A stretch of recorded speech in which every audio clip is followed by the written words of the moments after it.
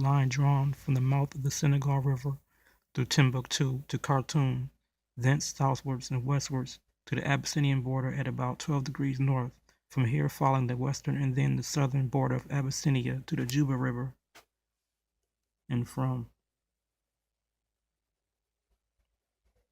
the Juba River to the Indian Ocean divides Africa into two portions, the northern essentially white or light-skinned, inhabited by Caucasian, Hamites, and Semites. Again, the northern essentially white or light-skinned, inhabited by Caucasian, Hamites, and Semites.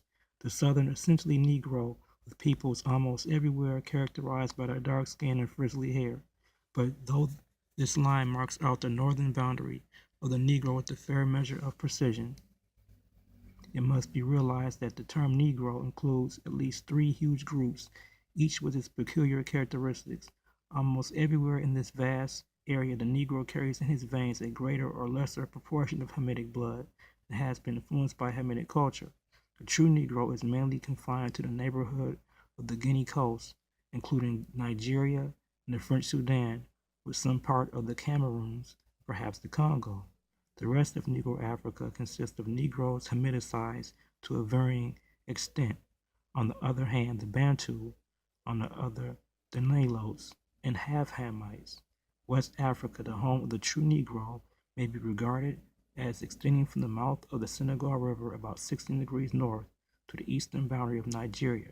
So defined, its eastern boundary coincides with the northernmost limits of the Bantu, along with the lower course of the Rio del Rey. Politically, no part of Africa is more confused, consisting as it does of a series of enclaves stretching back from the coast, each originating in a coastal trading center established between the 15th and 18th centuries and now belonging alternately to France and Great Britain, with a single remaining Portuguese possession in the Liberian Black Republic of liberated slaves to add to the confusion. It is necessary to emphasize these facts since they explain the origin of such terms as Slave Coast and Gold Coast, and render intelligible the arbitrary division of the country by the powers irrespective of local ties or tribal association. These enclaves from north to south and then westwards are Senegal French, Gambia British, Portuguese Guinea, French Guinea, Sierra Leone, Liberia, the Ivory Coast, France, the Gold Coast British, Dahomey France, and Nigeria British, all extending inland and embedded, as it were, in that great portion of Africa commonly called the French Sudan.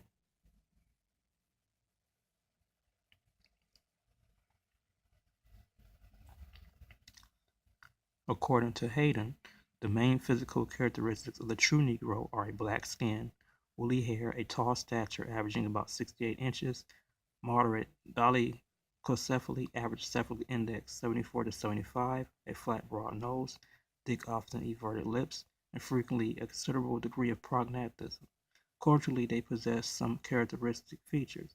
They build gable-roofed huts. Their weapons include bows tapering at each end, with bowstrings of vegetable products, swords, and plated shields, but no clubs or slings.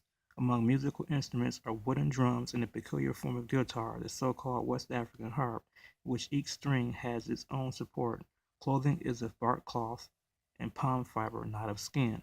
Secret societies' masks and wood carvings of the human figure are characteristic, while court basketry and headrests do not occur. Cattle are absent, the domestic animals being the dog, goat, pig, and hen. The plants generally cultivated were beans, gourds, bananas, and perhaps earth nuts. Cannibalism occurs in human sacrifice, which was common, might attain a huge scale as in Ashanti.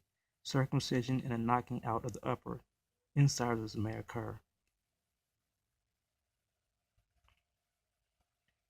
On the artistic side, the true Negro, West African, shows a skill in plastic art that is hardly found elsewhere in Negro Africa. The carved ivories, wooden and ivory baskets, ivory masks, and bronzes of Benin being especially noteworthy.